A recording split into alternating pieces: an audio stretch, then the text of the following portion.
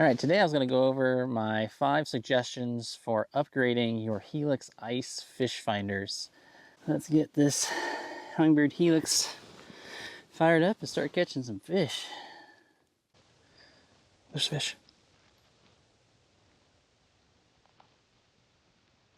There he is. Got him. Oh, that's a big fish. Nice rainbow. All right, saw that thing plainly on the graph there. The big one's gonna take a little while. Today I want to talk about some ways that you can upgrade your Helix fish finders. And one of the first things that you can do that's really easy is to update your software. And I have a video. Oh my gosh, look at how fat this thing is, guys. Woo! That is a chunky bow. Look at that. Woo! I'd take that any day. All right, let's get that fat bow back in the water. So as I was saying, one of the first and easiest things you can do that's absolutely free to upgrade your Helix fish finders is to update your software. Humminbird is constantly adding features, new features to our Helix ice machines, and they're enhancing the performance of existing features. So I have a video on how to do this. You can do this at home. It's absolutely free, super easy. I'll put a card up above and I'll put a link to the video at the end of this video. All right, let's get our gear back down there, see if we can catch another one of those tank rainbows. That was great. Great way to start the morning. Now, if you're running a Helix G2, so 2nd generation or 1st generation Helix, and you upgraded to an ice transducer when you had that, you may have the non-chirp transducer, that is the XI920. Shortly thereafter, they released the XI91521, which is their ice chirp transducer. Now, I've used both, and I think they're both very good ice transducers.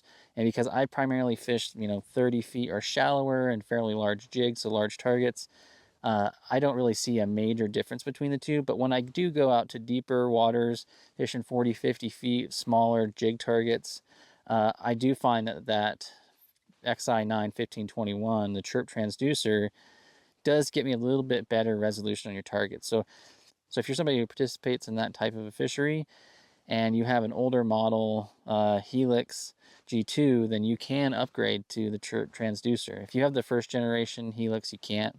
You're stuck with the XI920, which is still a solid transducer. But you might consider upgrading if you have that type of fishery you participate in. Now, one of the first upgrades I always make to my Helix fish finders is I upgrade to a lithium battery. Now, lithium batteries have a lot of advantages because you're going to get better performance out of the battery on a single charge. But for me as an ice angler, that's not the primary reason I upgrade to lithium. It's primarily because of weight. So this is a 12 amp hour sealed lead acid battery, weighs over 9 pounds. Now, I have the same size battery and same amp hour battery in this shuttle, and this shuttle only weighs about as much as this battery total because I have a lithium battery in there, and that lithium battery weighs only 3 pounds. So that's 6 pounds I'm shaving off of the weight of that shuttle by upgrading to lithium rather than these hefty sealed lead acid batteries. And I'm going to get the same longevity.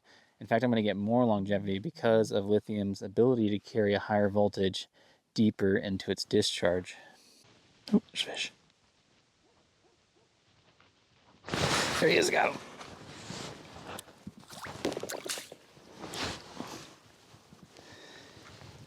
Woo, there he goes. Nice. It's a nice rainbow again. I mean, having a fish finder out on the ice is just an absolute game changer. And I mean, one of the things I appreciate about it more is not just only finding fish, but being ready to set that hook. When you can see that fish coming in on there, being able to keep a sharp eye on your spring bobber for that subtle bite so you don't miss it. And it helps to really convert those bites to hookups, because it's really easy to miss the strikes if you're just sitting out here for 10, 20 minutes, 30 minutes between fish. Your mind starts to wander and you're just not paying attention, and that sonar helps you really key in on those fish coming in and mentally prepare yourself to set the hook. And these guys are just so squirrely.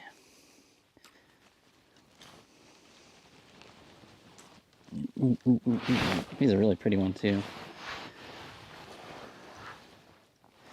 Oh, almost had it. Oh, there we go. There we go. Yeah, that's a gorgeous fish. Come on, swim your way up. That's what I like to see. Beautiful. Look at that. That is stunning. Beautiful fish. All right, let's get this guy back.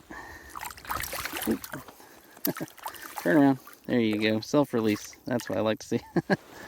Now, another really easy upgrade that is useful both in open water and on the ice, especially on the ice, is upgrading to a Lakemaster chip. So I live in the Western US. So they have different regions that you can buy these chips for, and there's a small port on the left side of your Helix units that you can insert this chip into.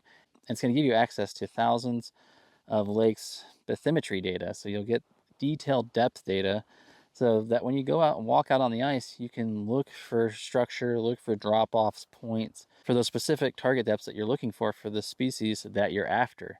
This is a really great feature, couples really nicely with the built-in GPS in your Helix.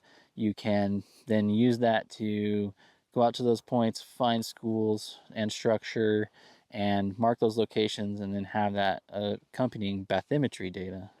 Okay, to insert that card, there's a little door here on the left. You just take that off, and there's a slot to insert the micro SD card.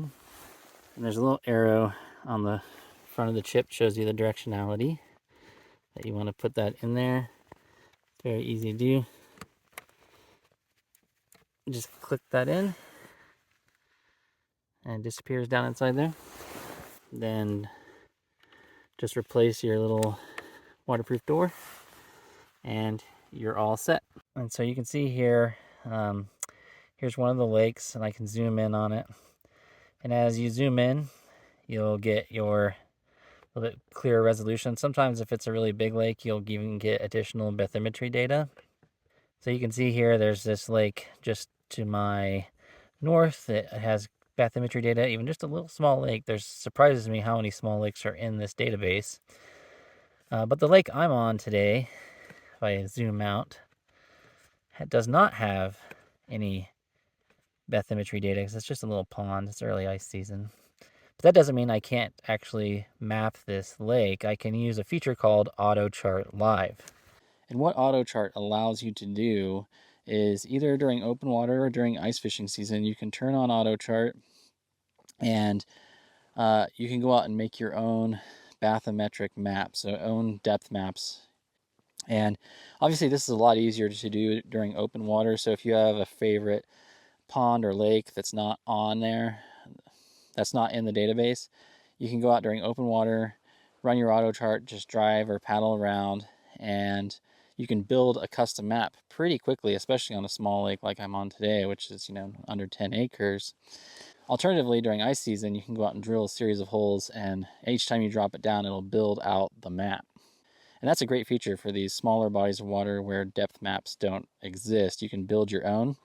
And if you plan on doing that a lot, if you have a lot of bodies of water, or you want to just get more refined mapping of lakes that already have existing data, then you can also get the zero line cards for your Helix. And what the zero line card does is you put it in there into the slot where you have your Lakemaster chip would go, and you can store, data for hundreds of thousands of lakes in there, and you can basically carry that around with you and have your own little custom map database that you'll be able to carry with you. You can store at home on your PC, and you can move between multiple fish finders as well. So this is a really great investment if you're somebody who's really keen on mapping out their own lakes. Well, it seems like the bite slowed down. I haven't seen any fish on the graph here for 5 or 6 minutes, so I'm going to jump to my next hole. I will put links to all of the products I featured in here, recommended lithium batteries for your Helix fish finders, as well as links to the Lakemaster card selection and the zero baseline cards. And also, you'll see here in the window a link to that video. It shows you how to do the software update for your Helix Fishfinder at home. It's very easy to do. All you need is a 32 gigabyte micro SD card, which you can pick up anywhere for cheap. And if you guys have any questions or suggestions for other upgrades that you have done on your Helix that you really enjoy, let me know in the comments section below. And I'll see you next time out here on the ice. Just remember, fish smarter, not harder. Bye, guys.